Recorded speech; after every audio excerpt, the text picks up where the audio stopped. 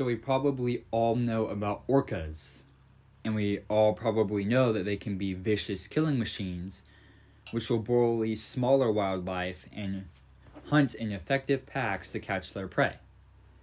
But even though they should probably be considered the more iconic predator of the ocean, not sharks, they have never killed a human in the wild. Sure, there have been some deaths from orcas in captivity, but those situations were pretty different from the ones you find in the wild. The sperm whale, however, while not killing humans, has been known to attack them. They are extremely powerful too.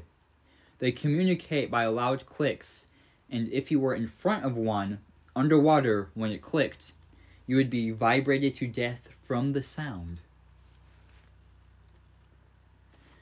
These whales have been known to sometimes ram into small boats and badly damage them. On extremely rare occasions, whales have been known to try and destroy larger ships.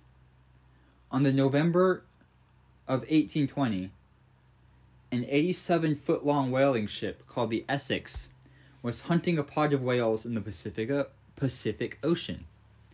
During the whaling, a sperm whale rammed into the ship so hard it sank.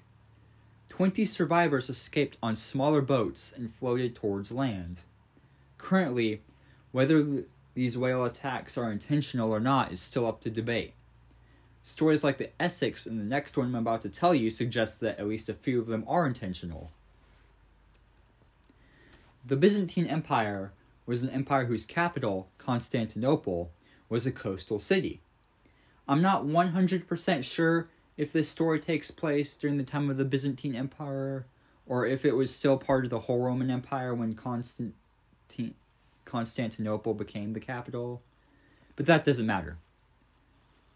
Being the capital of essentially what used to be half of the Roman Empire, many ships sailed through these ports. Everything we know about this story comes from a 6th century historian named, I believe, Procopius. And so a few details in the story may be a little bit different from what actually happened, but we'll never know. There was a time when many ships sailing in and out of Constantinople were destroyed by a sea monster named Porphyrios. Porphyrios, that's what I'm going to call him.